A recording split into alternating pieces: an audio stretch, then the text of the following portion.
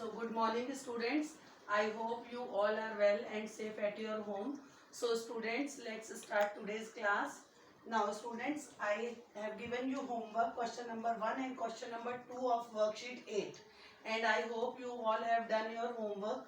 So today I am going to start question number 3 of worksheet 8. ये भी बेटे आपका फाइंड, ये भी प्लस और माइनस वही addition and subtraction of fraction है, बट जो आपने पहले एडिशन किए थे उसमें हमारा डिनोमिनेटर जो था वो सेम होता था, बट यहाँ पर हमारा डिनोमिनेटर डिफरेंट है. तो इन सम्स को हम कैसे करेंगे? फाइंड मींस इसमें प्लस के भी सम्स आएंगे और आपके माइनस, एडिशन एंड सब्ट्रैक्शन दोनों आएंगे आपके. साइन से ही हम इसको फाइंड आउट कर लेंगे कि वेदर इट इज एडिशन और वेदर इट इज सब्ट्रैक्शन.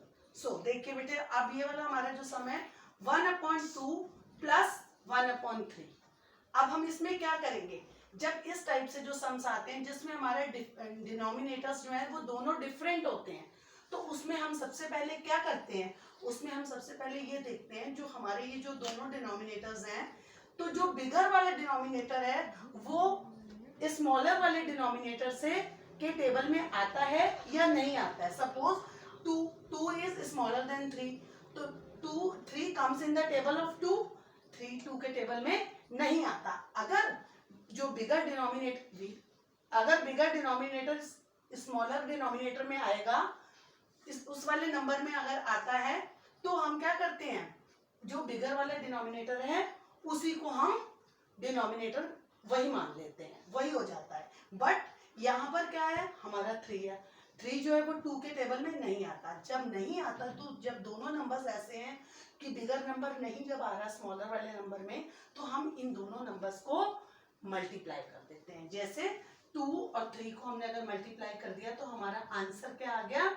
2 3 जा 6.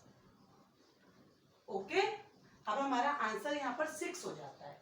तो अब जब 6 हो जाता है तो दोनों में हमने डिनोमिनेटर को 6 मान लिया. ओके, अब हम क्या करेंगे? अब 2 के टेबल में 6, how many times 6 comes in the table of 2? 2 3 जा 6. 2 के टेबल में 6 कब आया? 3 टाइम्स.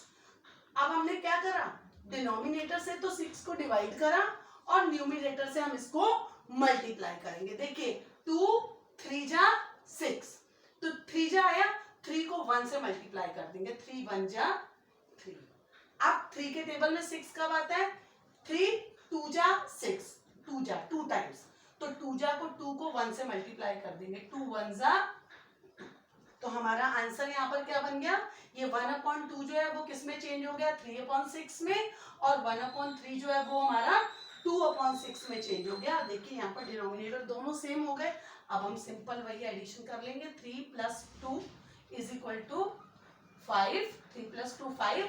और डिनोमिनेटर कभी भी प्लस नहीं होता, वो सेम ही रहता है. तो हमारा आंसर क्या हो गया? 5/6.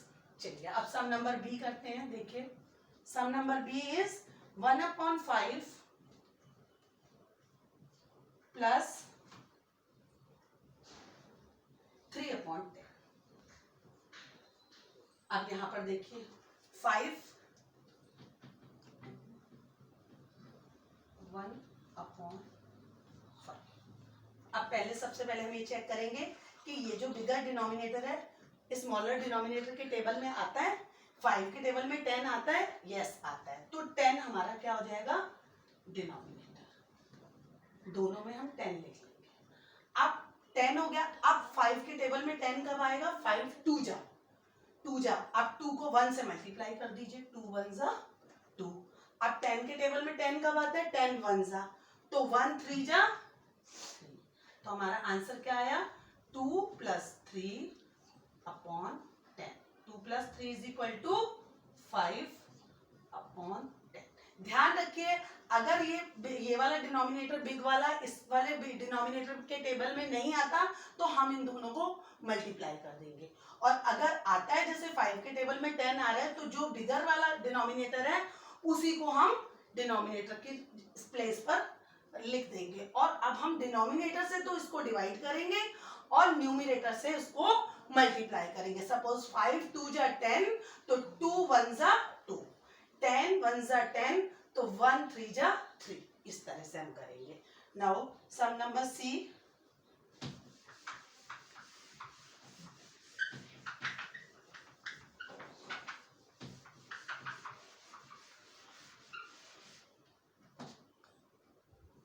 Sum number 3 is 3 upon 5. 3 upon 5 plus 7 upon 20. आप देखिए 5 के टेबल में 20 आता है, 5 4 ज़ा 20, so our denominator is 20. 20 plus 20. अब 5 के टेबल में 20 कब आया? 5 4 ज़ा 4 ज़ा, अब 4 को 3 से मल्टीप्लाई कर दीजिए, 4 3 ज़ा 12.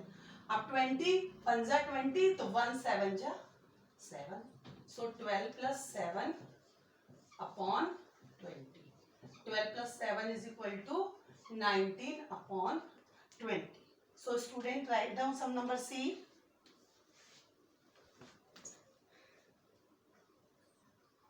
So student, sum number D is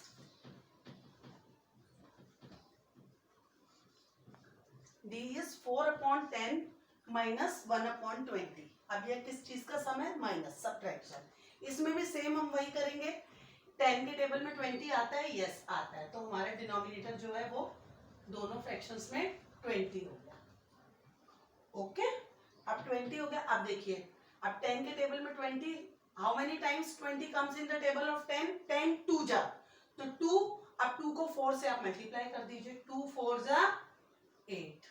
then अब 20 के टेबल में 20 कब आता है? 21 जा, तो 1 1 जा 1, सो 8 minus 1 upon 20. 8 minus 1 is equal to 7 upon 20 हमारा आंसर आ गया। आपको समझ में आ गया होगा बेटे। सबसे पहले हमने ये देखा कि 20 comes in the table of 10, so bigger denominator को हम as it is वहीं पर लिख देंगे।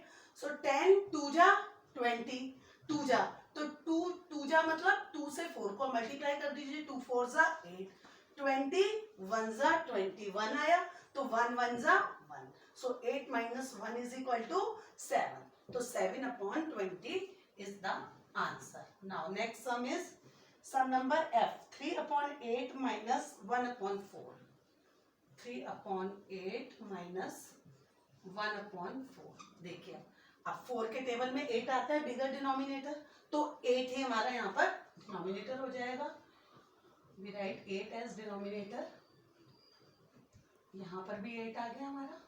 Now 8 के टेबल में 8 कब आया? 8 1 जा 8, so 1 3 जा 3। अब 4 के टेबल में 8 कब आएगा? 4 2 जा 8, 2 जा, तो 2 1 जा 2।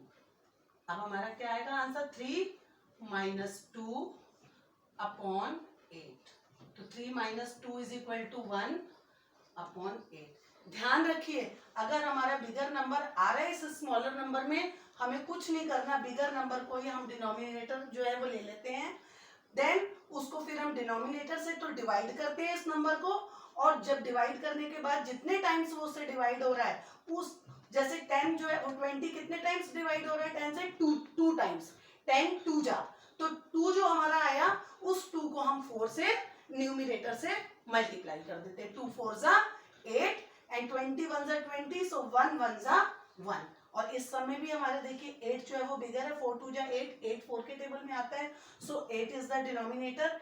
तो 8 के टेबल में 8 कब आया? 8 1 जा 8, तो और 1 3 जा 3। अब 4 के टेबल में 8 कब आया? 4 2 जा 8, 2 आया, तो 2 1 जा 2, 3 minus 2 is equal to 1 upon 8 is the answer. So students, I have done sum number A, B, C, D and E in the classwork, and sum number F, G, H, I and J is your homework. इसमें आपके addition भी है और subtraction भी है। बहुत अच्छे से करिएगा, ध्यान से करिएगा। अगर आपको समझ में नहीं आए तो वीडियो को फिर से एक बार देखिएगा। अगर उसके बाद भी अगर आपको कोई प्रॉब्लम आती है तो आपको मैं फिर जब गूगल मीट होगी उसमें फिर से एक्सप्लेन करके अच्छे से बता दूंगी। बट ट्राई टू योरसेल्फ, ट्राई कीजिए कि आप खुद ही करें। वो बिल्कुल हार्ड नहीं है। जब अगर आप एक सम कर लेंगे then you will do all the sums. जब अगर आपको एक भी सम करना नहीं आ रहा तब आप कोई भी सम नहीं कर सकते. If you will do one sum then you will do all the sums. Sums करके देखिए और अपने आप कीजिए, बहुत अच्छे से समझ में आएगा. बुक में सारे एग्जाम्पल दे रखे हैं, आप एक्सरसाइज अच्छे से पढ़िएगा, उसको रीड कीजिएगा, then you will do the homework. So students, this is all for today. Thank you and have a nice day.